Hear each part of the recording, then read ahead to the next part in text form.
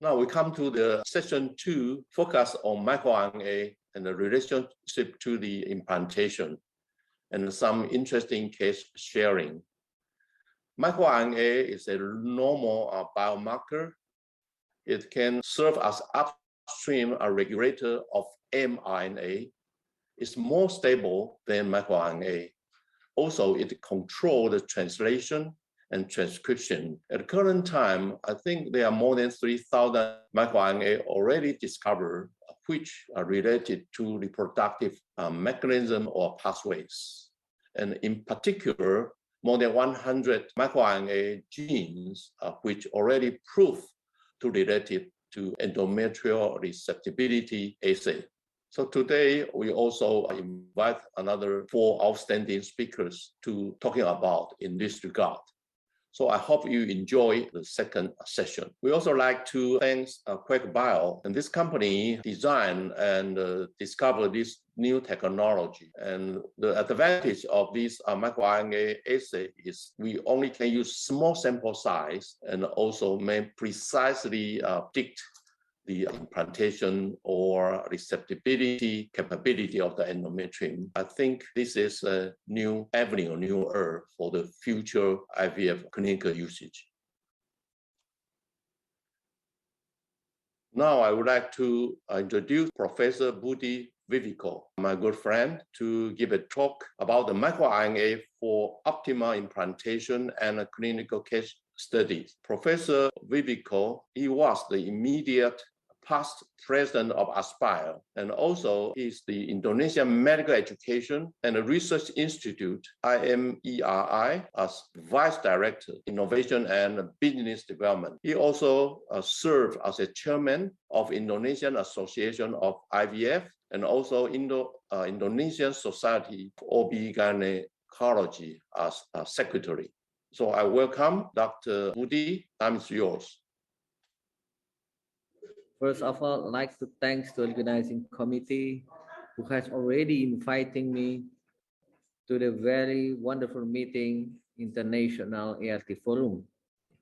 So on these occasions, I'd like to present and continuing our discussion on microRNA for optimal implantations and clinical studies.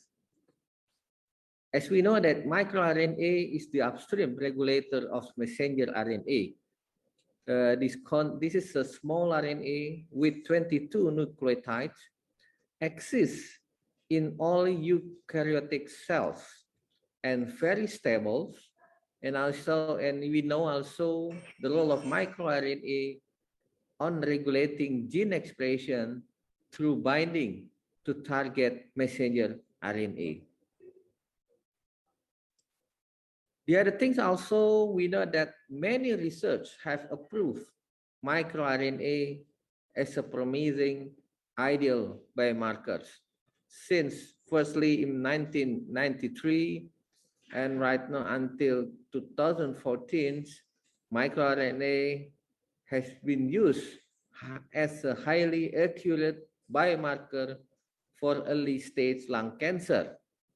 And then widely studies of microRNA in oncology and various fields has many already been published in a lot of well-known journals. MicroRNA regulatory network for reproductive pathways, we can see here by regulating the expression of messenger RNA. I think a lot of regulation of microRNA in the reproductive organs. This is, for example, that microRNA regulate endometrial receptivity and also reproductive pathway. Many publications say the evidence of the role of microRNA that are associated with human embryo implantation defect, and also how the microRNA 30B, 30D, and 494 regulate human endometrial receptivity, and also by suppressing HOXA10 gene expression by microRNA 135B during the window implantation in infertile women. This is, I think, one of the study by our groups that in infertile women, there is suppressing of HOXA10 gene by microRNA 135B. This is we can see how the role of microRNA in during implantations. Yeah, many type of microRNA pro implantations like 7 family, the microRNA 30 family, 21, 1792, 21, 29A, 101A, and microRNA 199A.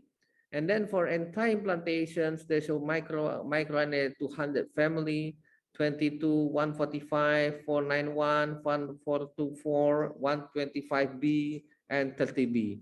I think this is very interesting to see how the role of microRNA during trophoblastic cells invasions and also during the proliferation of trophoblasts after the invasion of the deciduous cells. The other endometrium conditions and diseases which are related to microRNA, such as the adenomyosis, that may affect IVF treatment success rate or endometrial receptivity, can see a lot of microRNA expression significantly different from endometrial adenomyosis with healthy cases.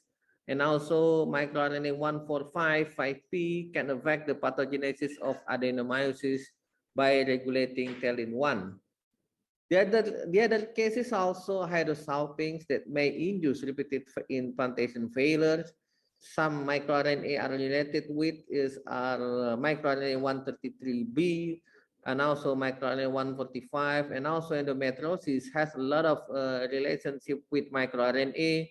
We know that endometriosis increasing the poor performance of IVF treatments. And the last, also uterine fibroid, that in some cases, uterine fibroid decreasing the success rate of implantations.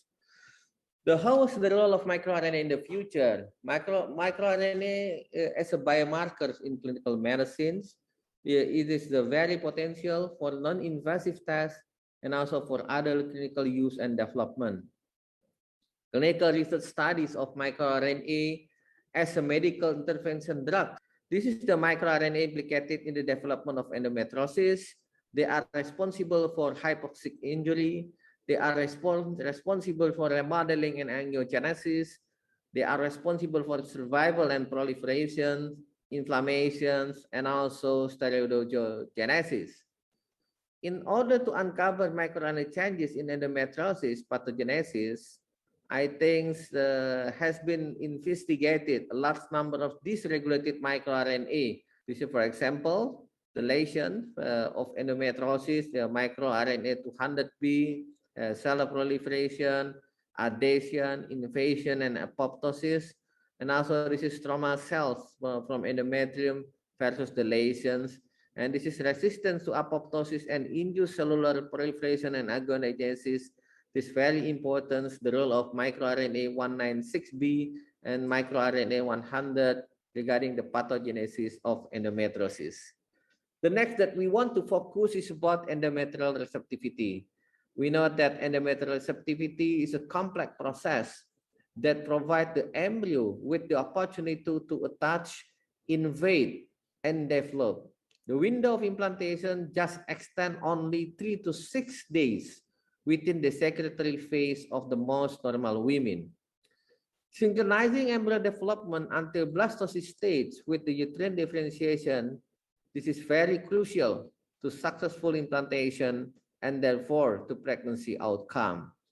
The endometrium becomes receptive as a result of series of time hormonal events during the menstrual cycle.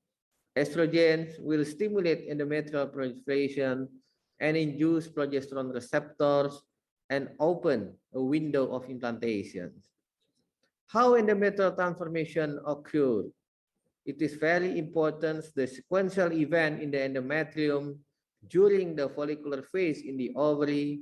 In the endometrium, we know that proliferative phase, and then in the luteal phase in the ovary, secretory phase in the endometrium. Progesterone is needed to endometrial transformation. During natural conception, rise in progesterone follow the luteinizing LH cells will lead to the opening of endometrial window of receptivity, which overlap with the window of embryonic blastulation and implantation. However, In stimulated cycles such as IVF, natural coordination can be lost. The rise in progesterone after trigger is faster and even more robust, and the progesterone stimulus shifts the endometrial window of receptivity by 16 to 24 hours.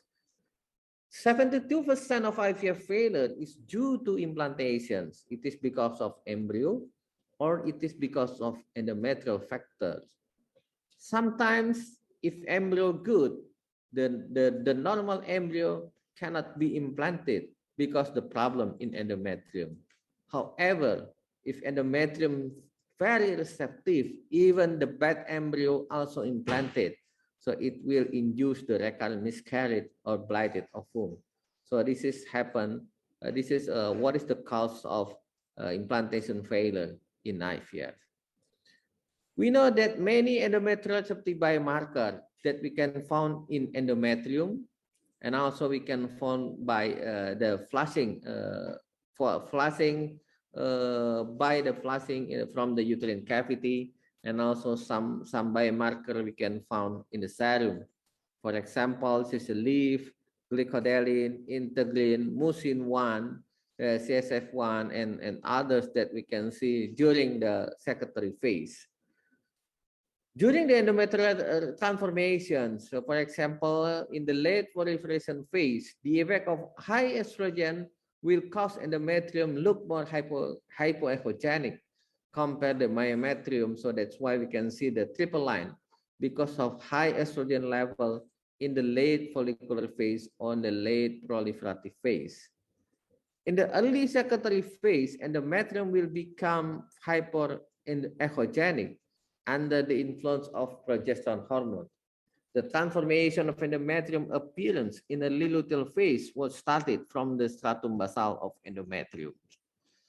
So this is the nice study by Fansin in 2005. We can see here if the progesterone rising is faster, it seems that the appearance of endometriums is much more hyperechogenic compared the normal one. This is, for example, this is the higher serum progesterone level after day trigger, OPU and ET. And we can see that the endometrium is more hyperechogenic and might be the subendometrial blood flow also decreasing if we found the progesterone rising is very fast, or if we found premature rising of progesterones. This is the data from our study. We can see here, if we in the day of trigger, if the level of progesterone is higher, so I think this is the pregnancy rate is lower compared to the some group where the pregnant group, which is they has a lower serum progesterone. And very interesting that IVF, we know we are in the current in the age of precision medicines. If we look this one, this is the data from Patricio Pasquela in 2002, that only approximately 5% of fresh oocyte produce a baby. So that's why we should define a standardized best practice for the use of our fertility drugs. We should have a better ultrasound imaging of the ovary. We need standardized method for embryo assessment. And maybe we still need correlate embryo observation with embryo genetic and of course biomarker to determine which one is receptive endometrium, which one is not receptive endometrium. So the precision reproductive medicines is surprising us to find any biomarker to select which one is the best sperm, which one is the best oocyte, which one is the best embryo, how do we perform ovarian stimulation, and which one is endometrial receptive before we replace our embryo during fresh or even frozen embryo transfer. So endometrial factor is reproductive precision medicine approach. This is very interesting book written by Carlos Simon and Linda Gugis. Another interesting study also addressed by our groups to see how the microRNA is known to affect endometrial receptivity through the post-transcriptional gene expression regulations. Our study aimed to evaluate expression of microRNA 135B and HOXA10 during implantation window in the endometrial tissue in fertile patients.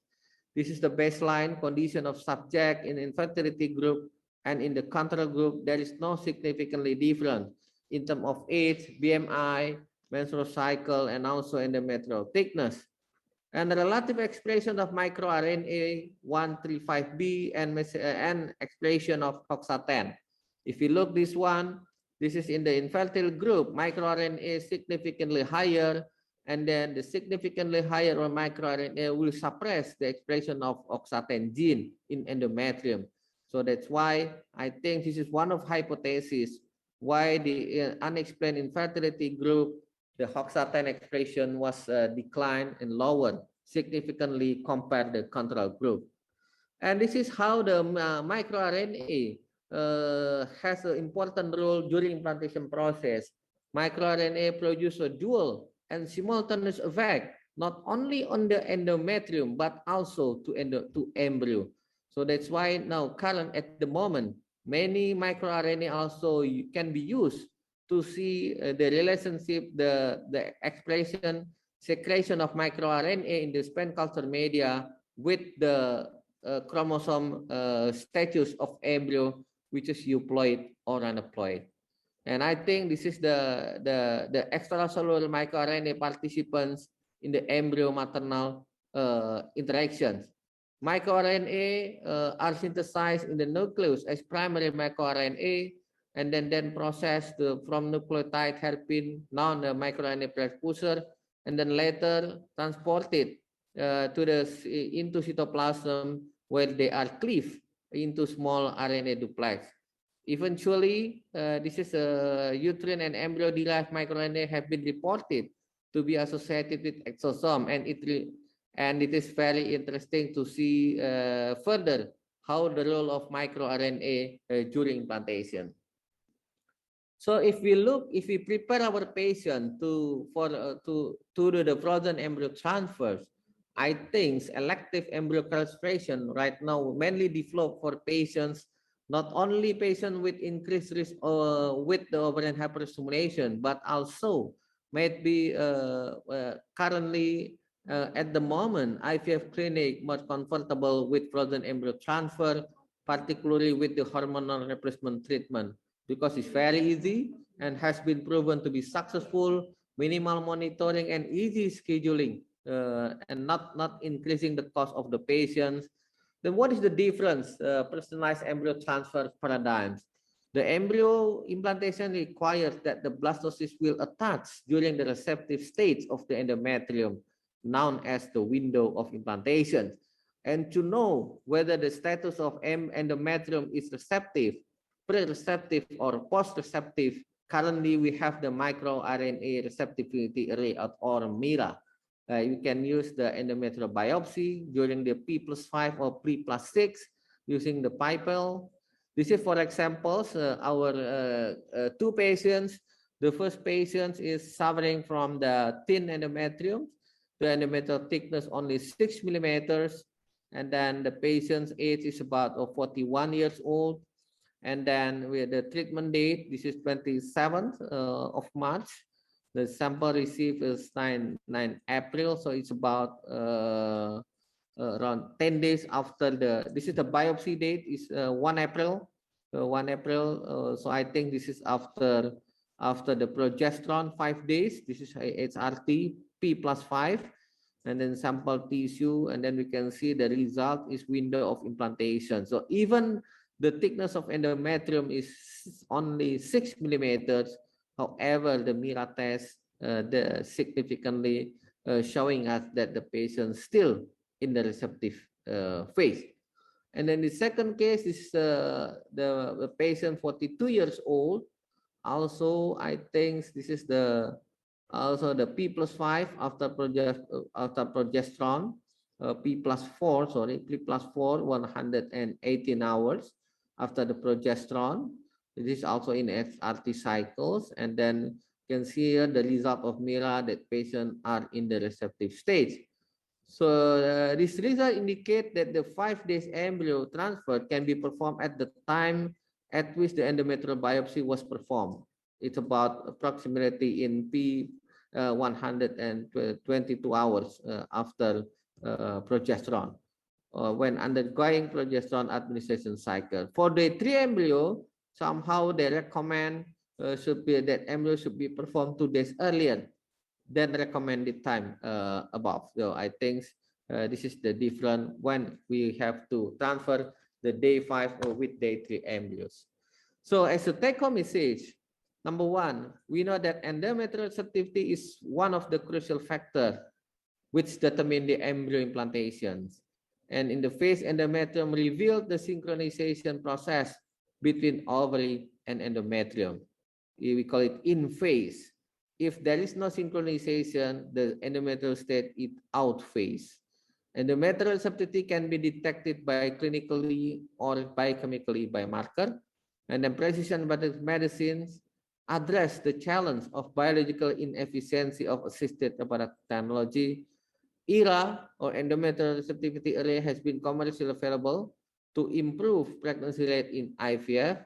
However, the microRNA based endometrial receptivity array look promising. We call it MIRA, microRNA receptivity array. It looks promising to establish as an important biomarker of precise endometrial receptivity, showing us by 2 clinical cases that even in the very thin endometrium, only 6 millimeters, the MIRA test was positive receptive. So I think this is very promising because we need only very small endometrial tissue if we want to check endometrial receptivity by based on microRNA or MIRA test. However, challenge and barrier in choice of endometrial receptivity array, including when, the best time, what, and how we can perform this test to our patients, also still very interesting to be discussed further. Thank you very much for your kind attention. Thank you. Now, I'm very happy to introduce Dr. Yang Wen-Jui. Dr. Yang is now Director of Reproductive Medicine at Taiwan IVF Group Center. Dr. Yang was graduate from Kaohsiung Medical University, trained at the Taipei Mackay Memorial Hospital. Later on, he completed his PhD degree in National Jiao Tong University, Taiwan. Later on, was a visiting research fellow of infertility and reproductive endocrinology in Stanford Reproductive Medical Center. Her major research interests include clinical and basic reproductive medicine, cryopreservation of oocyte, embryos, pre-implantation genetic diagnosis, and endometrial receptivity. Today, she would like to touch upon the topic, the role of microRNA in endometrial receptivity and repeat implantation failure. Ladies and gentlemen, good morning. I'm Dr. Yang. It's my pleasure to give a talk about the role of microRNAs in endometrial receptivity and repeat implantation failure. In today's talk, I will give a brief overview of the role of microRNAs in endometrial implantation and endometrial receptivity. Also, I will provide some data for microRNA-related studies in RIF patients and comparison of 2 assays for predicting endometrial receptivity done by our center. To start off, I'll give a brief background on endometrial receptivity. Embryo implantation is a complex series of developmental steps that start with the hatching of an embryo and end with the embryo attaching to the endometrium to form the placenta. Both embryo quality and the endometrial status have been found to be contributing factors to the successful of embryo implantation. In regards to the endometrial status, the window of time in which the endometrial environment is conducive to embryo acceptance and implantation. The period of maximal receptivity is usually referred to as window of implantation. usually occurs between day 20 to 24 of the menstrual cycle or day 6 to 10 post-ovulation. The length and time of window of implantation for each patient has been found to differ. On average, the implantation window has been found to typically occur around LH plus 7 in a natural cycle or P plus 5 in a HRT cycle and last for nearly 30 hours.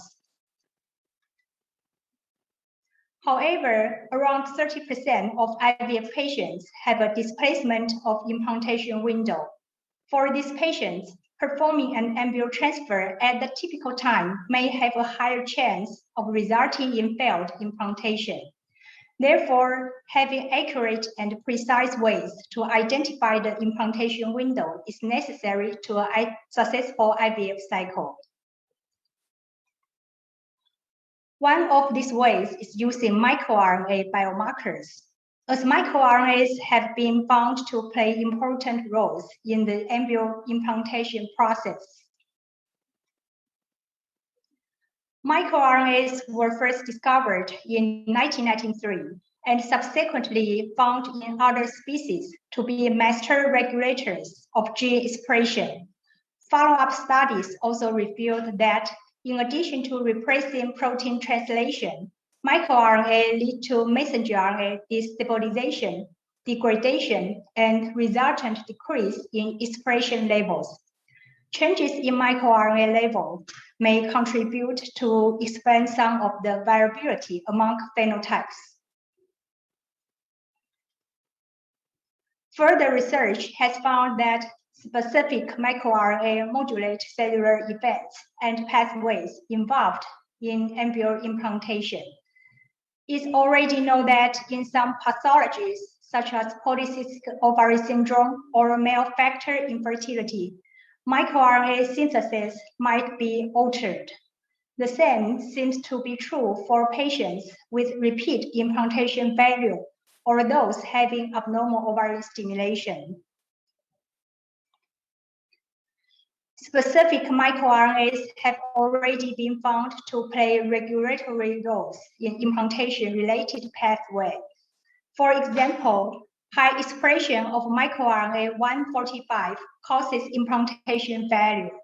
Other microRNAs have also been found to be involved in hormone regulation pathways that affect gene expression, causing implantation failure, poor pregnancy rates, and endometrial receptivity decline. Therefore, we wanted to confirm the performance and ability of microRNAs in RIF patients. Recurrent implantation value patients, or RIF patients, have variable definitions. Most often, this condition is defined as having at least 2 or 3 failed embryo transfers. To confirm the roles of microarrays in RIF patients, we conducted a study that was published in Fertility and Sterility earlier this year to look at the differences in microarray expression between RIF patients and non-RIF patients. A total of 36 clinical samples were split into a discovery cohort to identify the related microarrays and a validation cohort by ERA to validate our findings. The patients were further divided in RIF and non-RIF groups.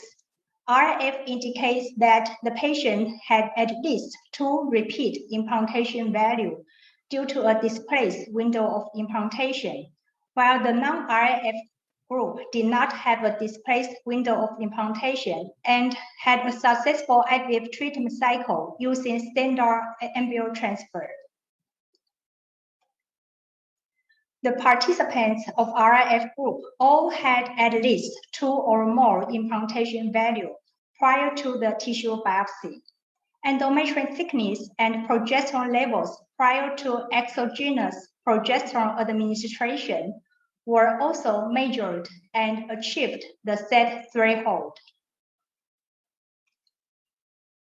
The tissue samples were run and analyzed on panel chip. a qPCR-based chip with high sensitivity and specificity. After sample pre-processing, the samples were loaded into panel chip, which then analyzed 167 microRNA biomarkers for each sample. After the samples were run on panel chip, the resulting data were analyzed to identify the differentially expressed microRNAs between the RAF and non-RAF group. A total of 6 differentially expressed microRNAs were identified. Out of the 6 differentially expressed microRNAs, 3 biomarkers were selected to build an algorithm called infinite combination signature, or ICS.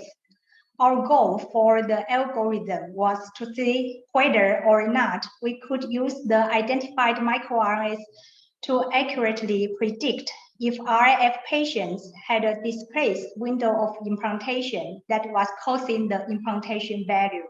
To validate the RAF prediction signature, 11 patient samples were run on the ICS algorithm.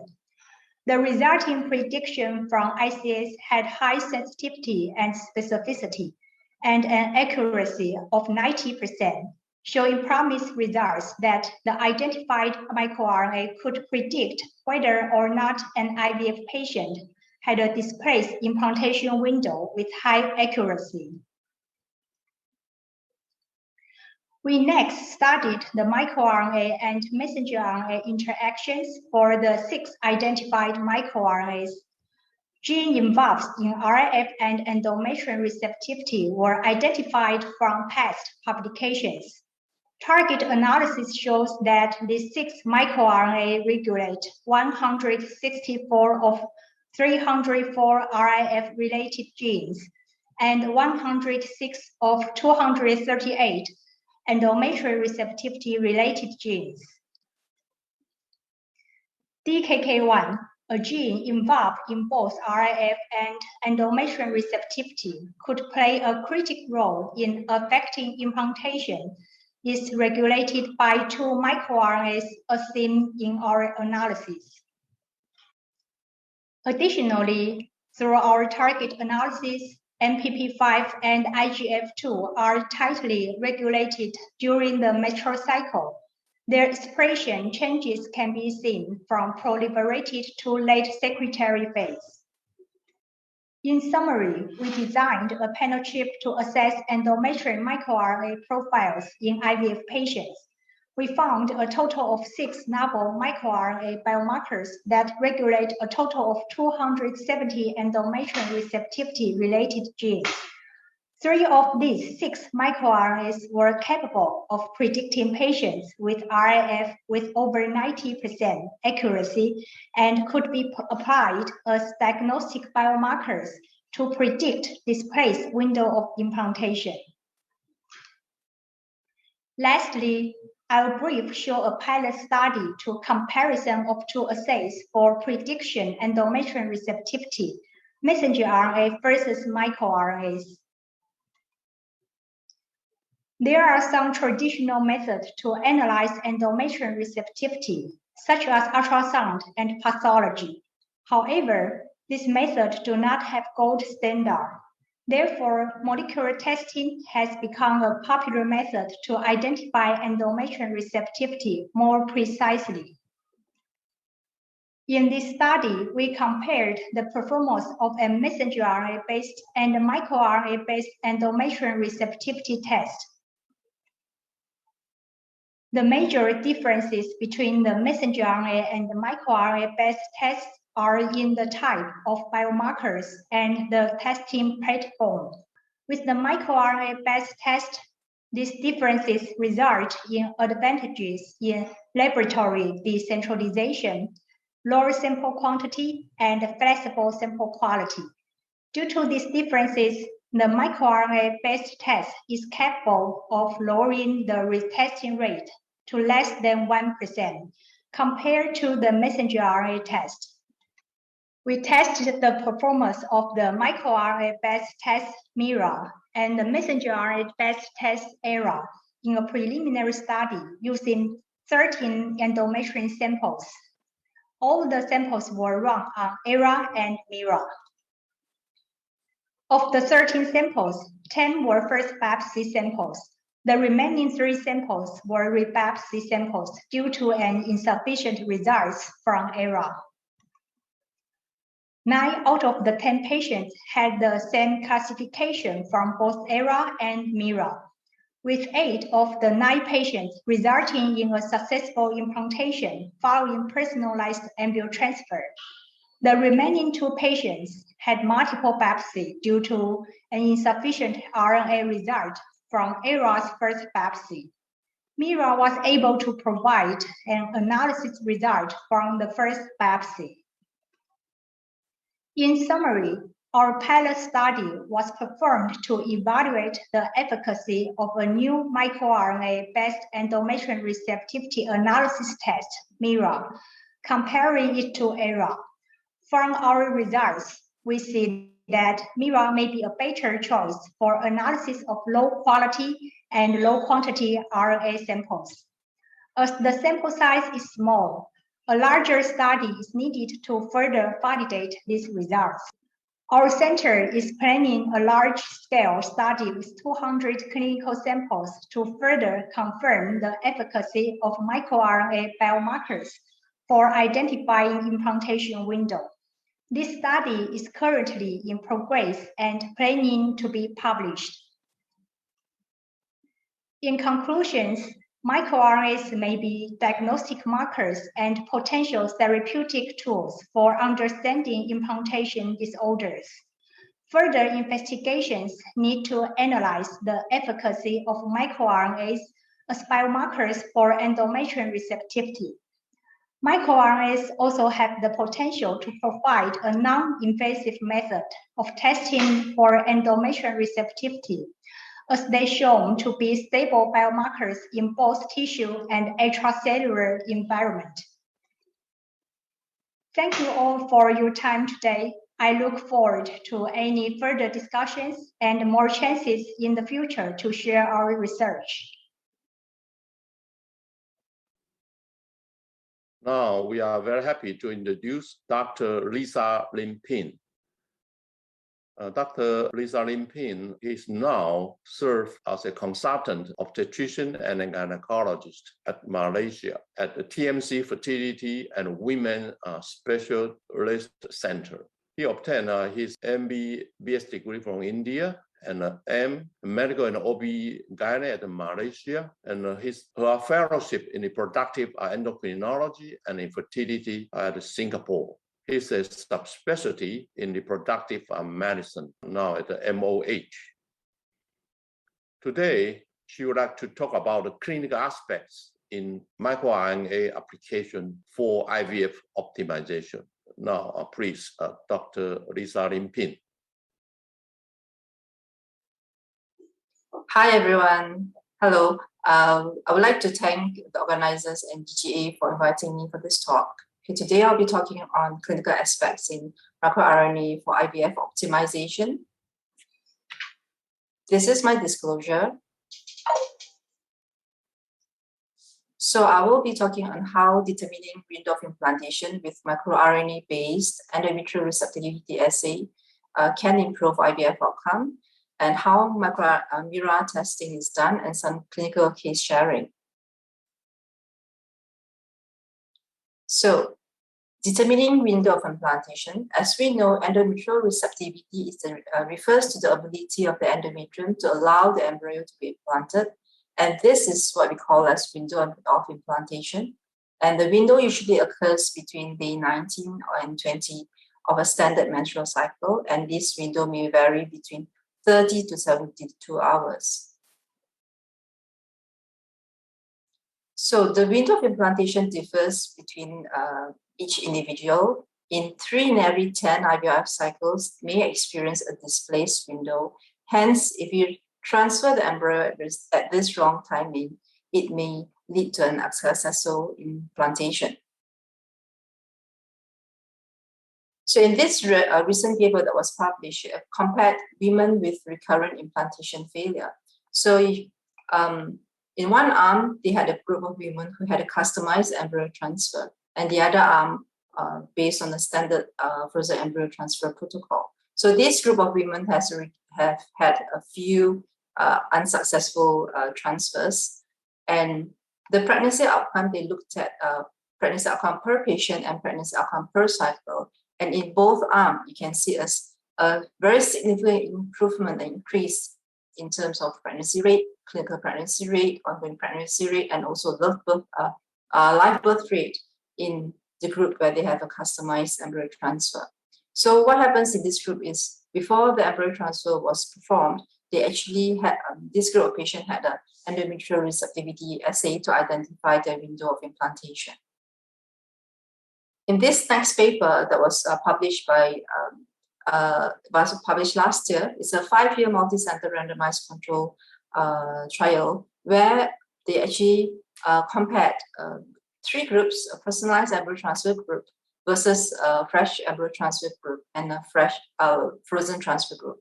So in this personalized embryo transfer group, what was done was, before the first embryo transfer, this group of patients already had their window of implantation identified.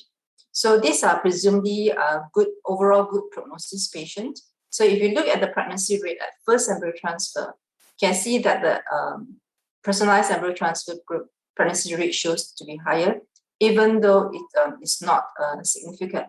But when you look at the cumulative pregnancy rate and the cumulative live birth rate, we do see a significant increase in both the pregnancy rate and the live birth rate in the group of personalized embryo transfer as compared to frozen embryo transfer and fresh embryo transfer.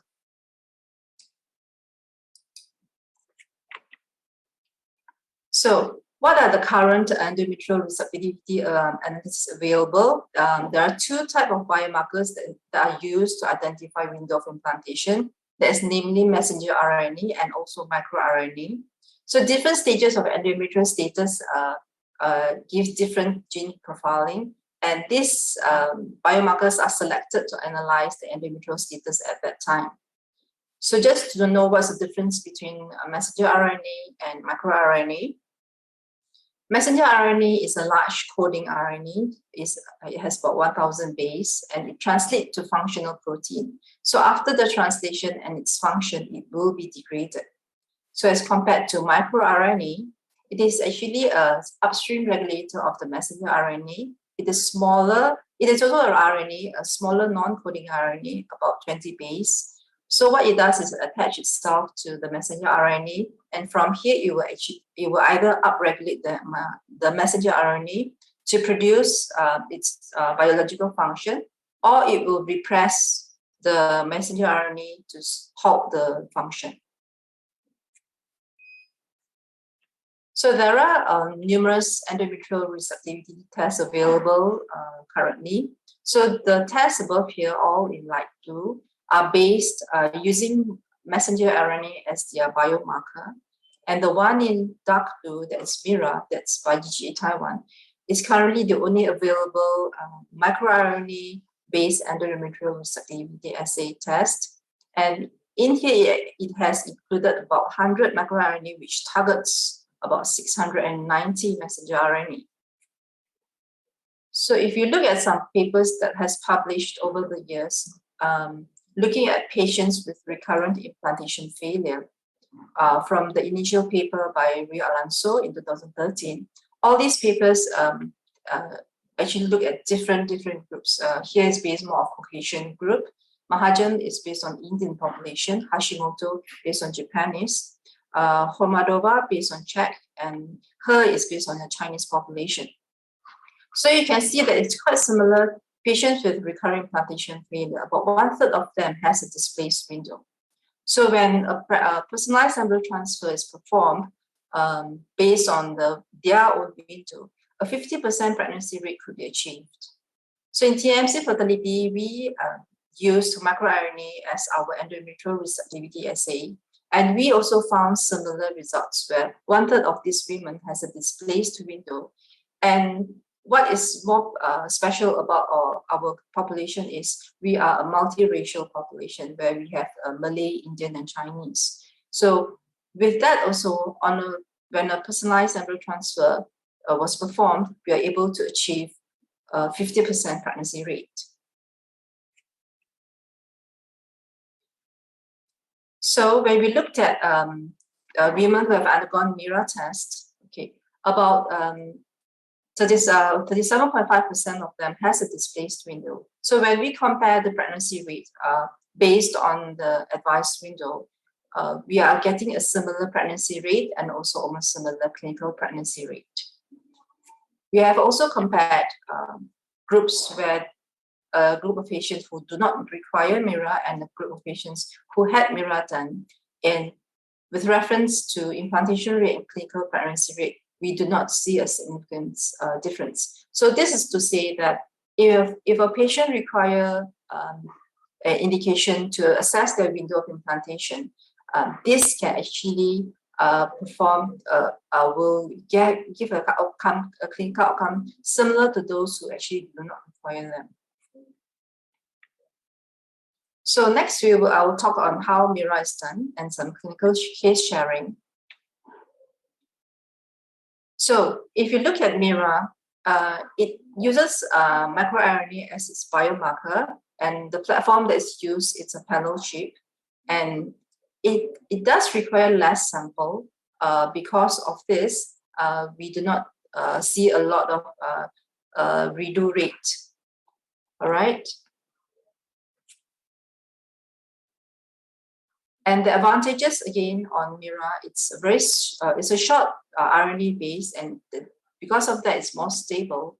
And because of this, and it can give us a more precise report. This is just to show that MIRA uses microRNA to determine the window of implantation using their platform, that's the panel chip. So who is the candidate for MIRA?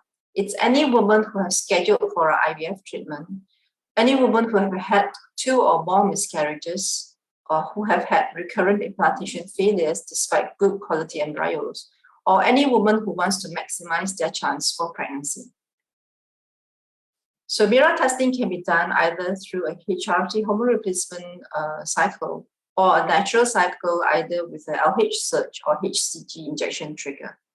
So a test will be performed 5 days after progesterone administration, or the test will be performed 7 days after LH search or HCG injection.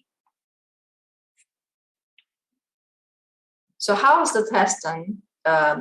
It's like doing an endometrial sampling. With an endometrial sampler, it will be introduced into the uterine cavity, where a small amount of tissue will be obtained. So this tissue is very minimal. It's about only 5 to 10 millimeters. That's equivalent to a small red bean size.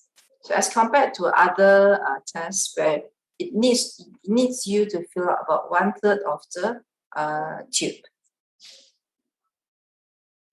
So again, to show that the sample requirement for MIRA is much less as compared to the other messenger RNA-based testing. So once the test is obtained, it will be sent to the lab for analysis, and this will take about 2 weeks, 10 to 14 working days for the report to be released. And the report will be in a form of whether it's within the receptive window or it's pre-receptive, post-receptive, and the 4th one is inconclusive, where you need to do a second biopsy. So next will be to share some cases. On this first case, she's 31 years old. She has had 2 IVF cycles because of male factor, right? In these 2 IVF cycles, she had 5 embryo transfer performed, and 2 end up with a miscarriage. She had 1 ectopic pregnancy and 2 failed implantation. So when she came and saw me, she wanted to try for her 3rd IVF cycle. We did discuss about identifying her window of implantation. So after her IVF, we did MIRA, and her report came back as post-receptive. So she had a 2-day 3 embryos transferred based on this this advice, and she had a DCEDA twin, and she has just delivered twins, a boy and a girl, last month. So the second case is a 36-year-old lady.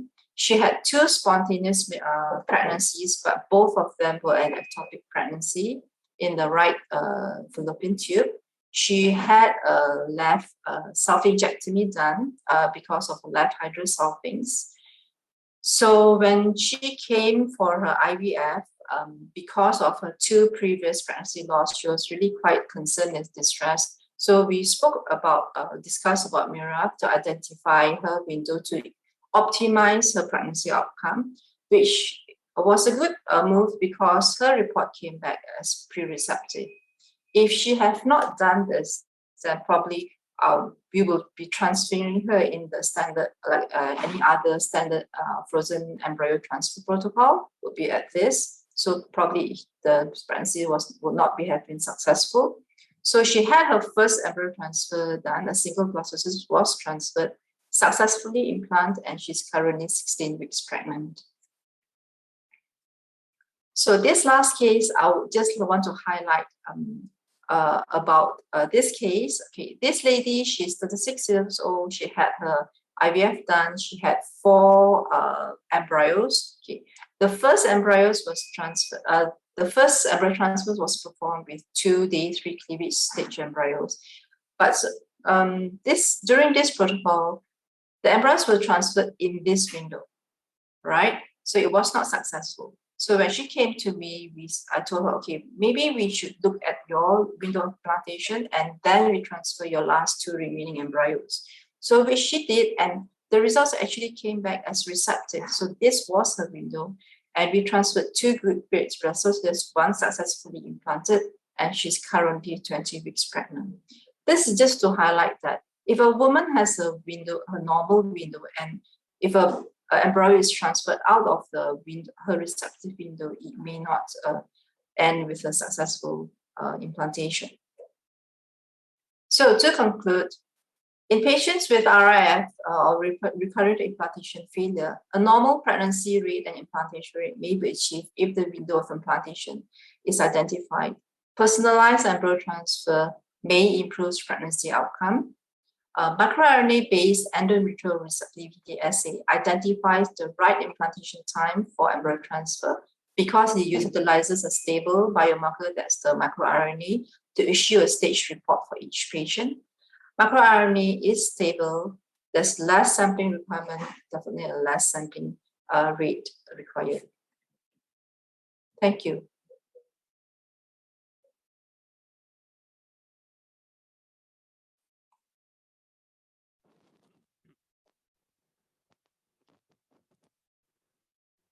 Finally, I would like to introduce Dr. Xiao-Wei Ji from Zhongshan Hospital, Fudan University, Shanghai. Dr. Ji Xiao-Wei is currently an attending physician at the Shanghai Zhongshan Hospital, Fudan University. He graduated from Shanghai Jiao Tong University School of Medicine and finished OB and Gynae training. He's a specialist in reproductive medicine and some clinical experience in diagnosis and treatment of infertility, IUI, and ART, hysteroscopy. Today, we would like to talk about the topic entitled Embryo Transfer Strategy for Repeat Implantation Failure Patients. So please, Dr. Ji Xiao-Wei, time is yours.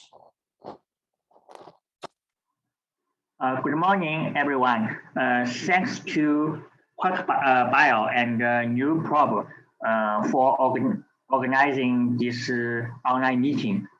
Today, my topic is embryo transfer strategy for RIF patients. We all know repeated or recurrent implantation failure is in IVF or ICSI therapy, transfer multiple high-quality embryos or through multiple rounds with no clinical practice or successful implantation. The incidence rate of RIF in IVF is about 5 to 10%. Consensus and guidelines regarding the diagnosis and the treatment of RIF patients are absent now. There are several definitions of RIF in the international implantation failure for more than accumulated 10 high-quality embryo transfers. or 2 or more rounds of IVF-ICSI cycles. Implant more than 4 cleavage stage embryo transfer, or 2 high-quality blastula embryo transfer. In Chinese experts' consensus is 3 or more rounds of implantation failure, or implantation for 4 to 6 cleavage stage embryos, or 3 high-quality blastula embryos. The causes of RIF is a lot. First is maternal, including physical, psychological, and abnormal system autonomy, abnormal endometrial development and function, frequent uterine contraction, and abnormal immune response, and displaced window of implantation, and so on. Second is embryo, including genetic defects and poor embryo hatching and developmental potential, and some other reasons. In conclusion, a single or combination of multiple factors can lead to RIF, while many RIF cases still have unknown causes. The strategy for treatment of RIF also a lot. First is clinical approaches. We can assessment before implantation, include pelvic examination, historical scope, ultrasound examination of endometrium, endometrial receptivity testing, metabolic functions examination.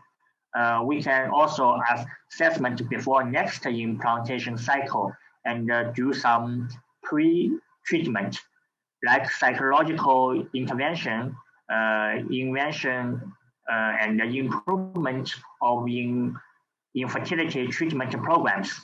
In IVF lab techniques, we can also do PGT-A and assisted hatching and time lapse to improve the endometrium receptivity. The closer cooperation between clinic and the lab is very important. Next, I say some strategies for RIF. Number 1 is sequential embryo transfer.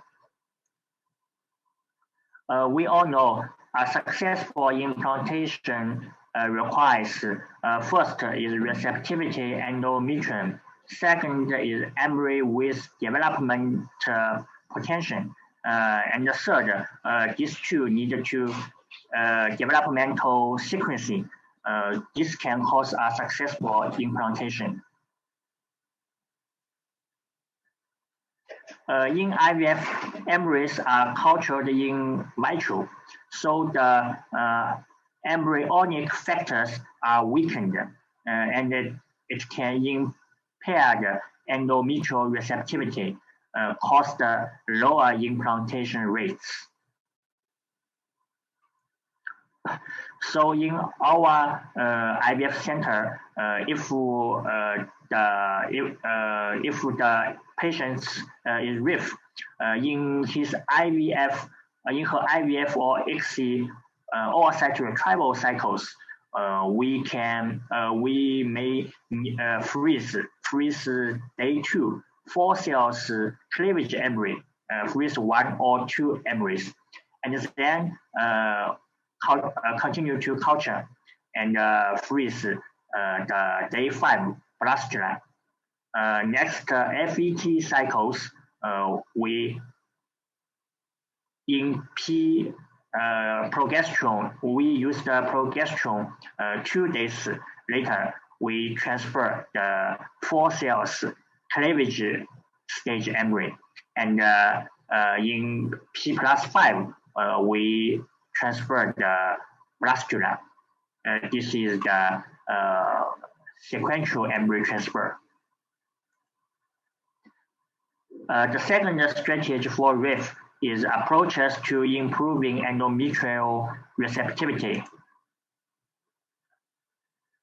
In the clinical, the ultrasound is the most commonly used to assess the endometrial receptivity, including endometrial appearance, thickness, and volume, and the uterine artery and endometrial blood flow.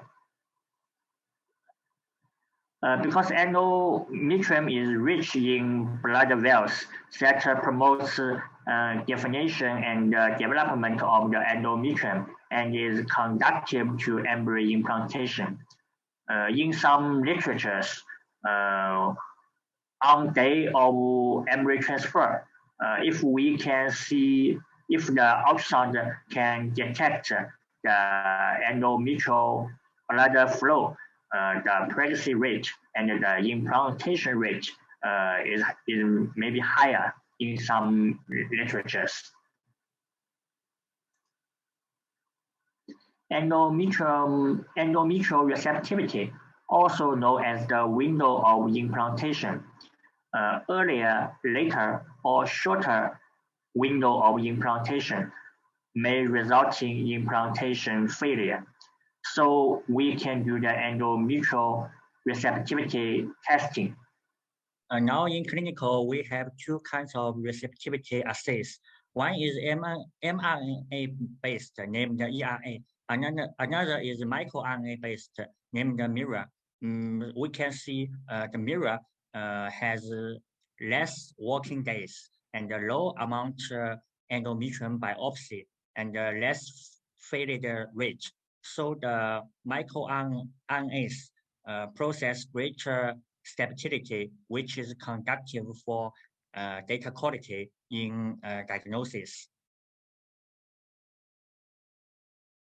The possibilities contributing to failed embryo transfer. One is endometriosis and adenomyosis and endometritis. Another is low uterine artery blood flow and the thin endometrium lining.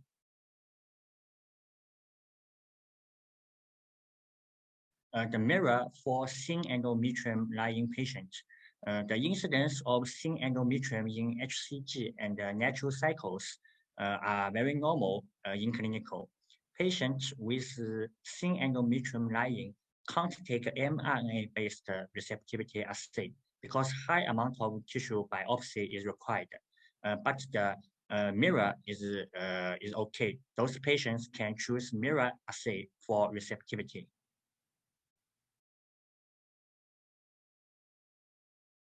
Now we see a case report. This is a 38-year-old unsuccessful pregnancy after 5 years of marriage. She HSG showed that the left and the right fallopian tubes are not smooth. In 2017, she conducted an IVF in another hospital, get 2 eggs, but no effective embryos. So go to our hospital. Her her cycle is regular, and the height is 163. Weight is 53 kilogram. BMI is 19.9. The basic endocrine data is normal. FSH 7, LH 4 units, estradiol 42, and the progesterone 0.9. The follicle left is 5 to 6, right is 7 to 8. Husband sperm content quality is normal. We gave her CC plus RFSH 150 units start.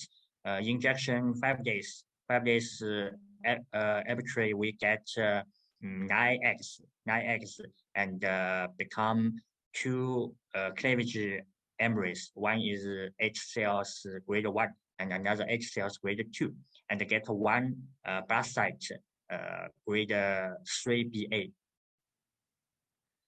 Mirror conductor parallel to embryo transport cycle. Hormone replacement receptive cycle we do.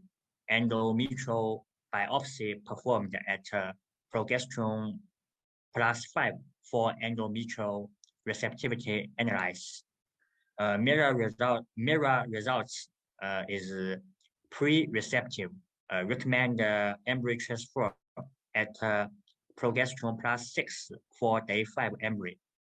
So in July this year, in progesterone +6, we transferred one day 5 embryo, grade 3BA, and she gets successful clinical pregnancy confirmed. The third strategy for RIF is endocrine and immunotherapy. In this Asia meeting, the experts suggest if subclinical hypothyroidism patient, the TSH level bigger than 4, you need to treatment. If the TSH level is 2.5 to 4, limited evidence to support treatment. If TSH antibody test positive, but normal thyroid function patient, not recommended for treatment. And immune factors, in endometrial immune dysfunction may reduce endometrial receptivity, but the necessity and benefit of immunotherapy is controversial due to limited evidence.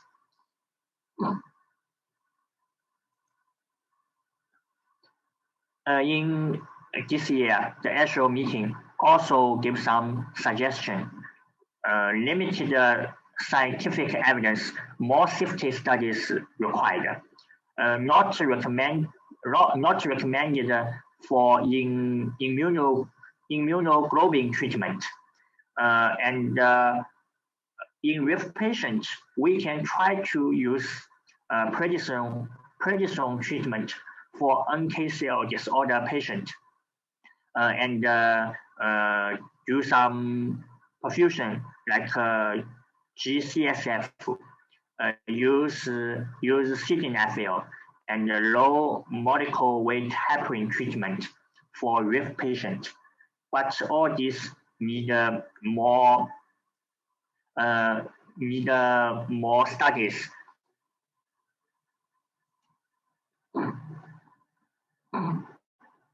Last, I do the conclusion. What caused unsuccessful embryo implantation? One, embryo doesn't survive in the uterus. Maybe the environment is not good. The patient may have endometritis, endocrine disorders. Second, the embryo survives but doesn't implant. Maybe the endometrial receptivity is not good. Inconsistent synchronization of embryo and endometrium. Third is incomplete implantation. Maybe the immune factors. So we can do something to improve endometrial receptivity. First, take care of abnormal uterine cavity factors and do early treatment. Second, according to the disease stages of uterine fibrosis and endometriosis and endometriosis, perform treatment before implantation embryo. Second, we can perform treatment for thin endometrial lining. At last, we need to make individualized embryo transfer strategy for better implantation rate in RIF patients. Well, thank you for all your attention. Thank you.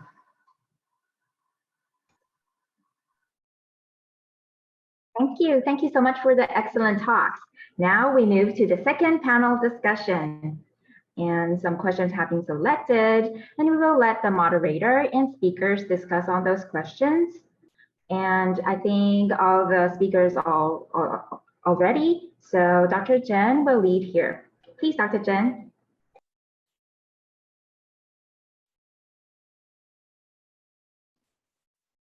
Dr. Jen, you might need to unmute yourself. Thank you very much for all renowned speakers to deliver a very useful and fascinating talk. Now, I think we have some questions try to entertain our participants. The first questions are, since endometrial receptivity is a crucial factor during implantation, how can microRNA-based endometrial test become an optimal choice for personalized embryo transfer? I think this question may goes to Professor Budi or Dr. Yang. Please. Yes. Yeah, thank you very much, Xiao-Wei.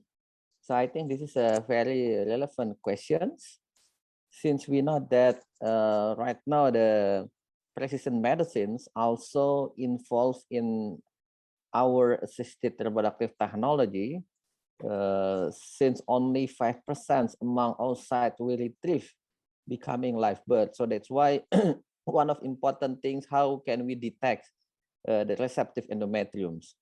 And how was the role of microRNA? We know that microRNA play as a role regulation in translations of protein or gene expression that responsible toward implantation, such as HOXA10 expressions also regulated by many microRNA. So that's why many microRNA that was play important role in expressing in a gene that responsible for implantations. And the other things that microRNA is quite stable if we compare with the messenger RNA, and they need only very small tissue that we can measure the microRNA itself. So that's why now by measuring up to 10,000 of microRNA expressions in the endometrium, we can detect precisely when is the time that the endometrium is very receptive, or in order we can detect the window of implantation time that's very, very narrow. I think this is my answer, Professor Chile. Thank you. Dr. Yang, please. Thank you, Chairman. In my opinion, that according to the previous studies and our research, it seems that microarray mirror test is not inferior to the error test, at least. And the advantages of the mirror test is in the clinical practice is that we can use the less samples, and microarray relatively more stable to the messenger RNA because it's shorter, and I think it's more convenience in the clinical practice. So in the future, we want to do the more research to validate this, to make sure that microRNA test mirror is more have more evidences to identify the precisely implantation windows. Yes, thank you. Dr. Yang, I think the Professor Budi already raised the microRNA 135 is correlated with the inhibition of HOXA10, and HOXA10 is very important for implantation. So when you look at the tissue of the endometriosis, it's almost missing. So, and after the treatment of the GnRH, it returned to normal of HOXA10. So these are the evidence try to normalize the capability of the implantation. And Dr. Yang, I also agree, because you do a lot of study compare the two systems, use the microRNA and the traditional messenger RNA-based era. So we're expecting your very interesting paper to publish in the near future. Then we come to the second panel discussion questions. Are there any limitations or precautions when applying MIRA test on women with advanced maternal age or difficult conditions such as repeat miscarriages and a very thin endometrium? I think the most suitable answer to this question is Dr. Liza or Dr. Ji, please.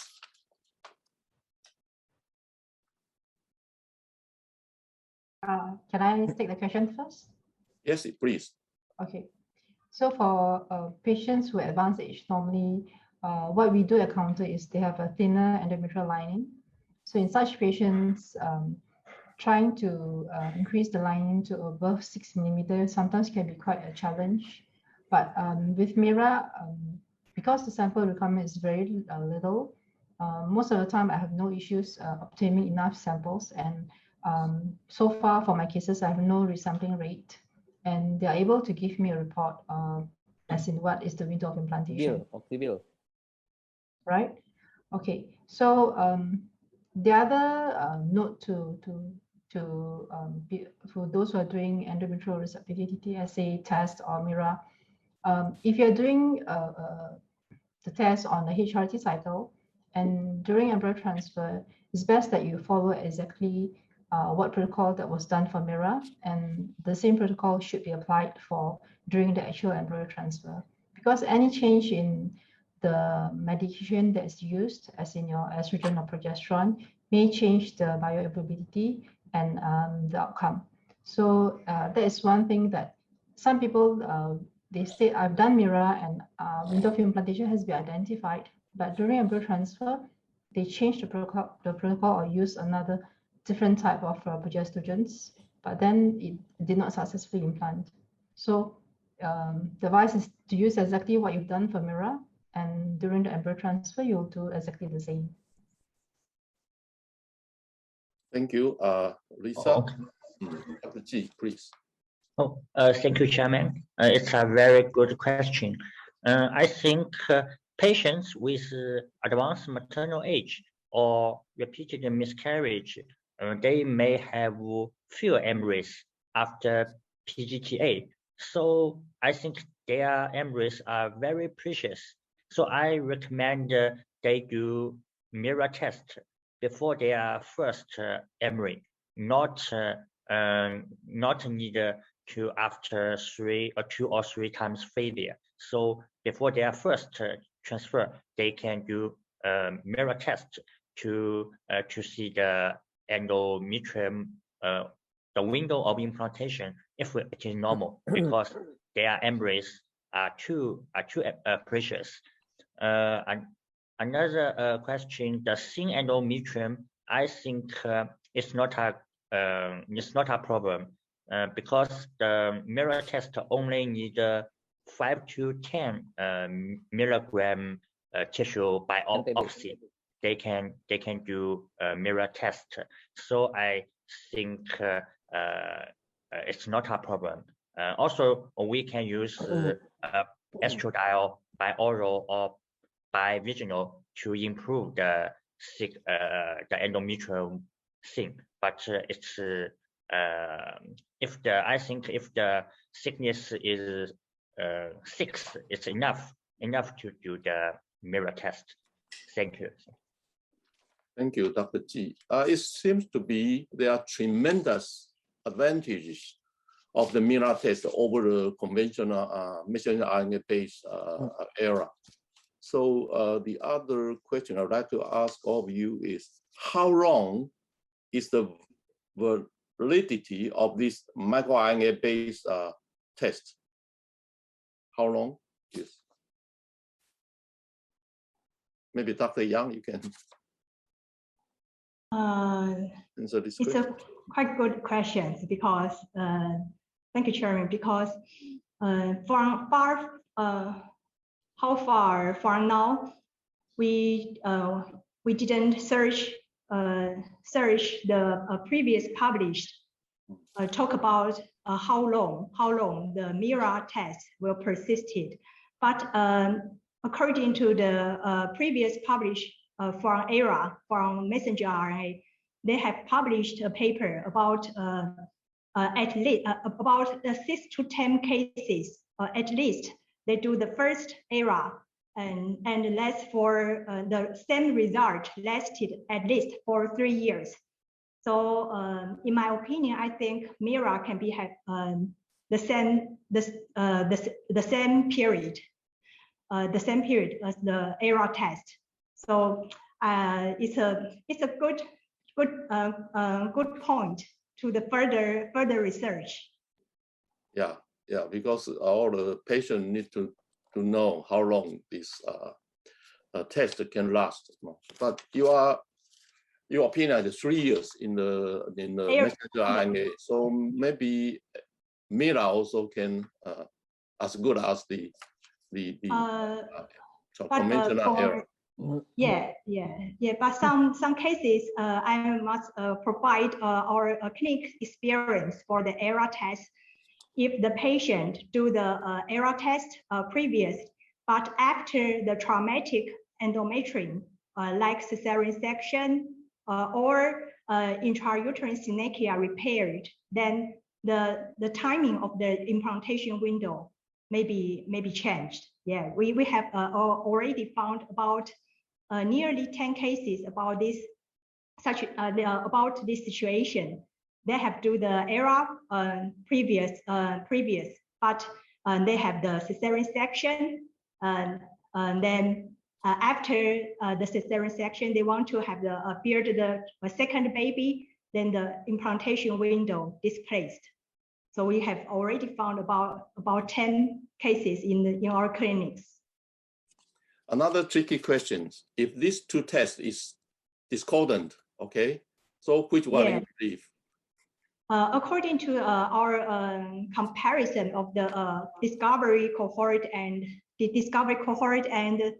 validated cohort, we found that at least 90% is concordance.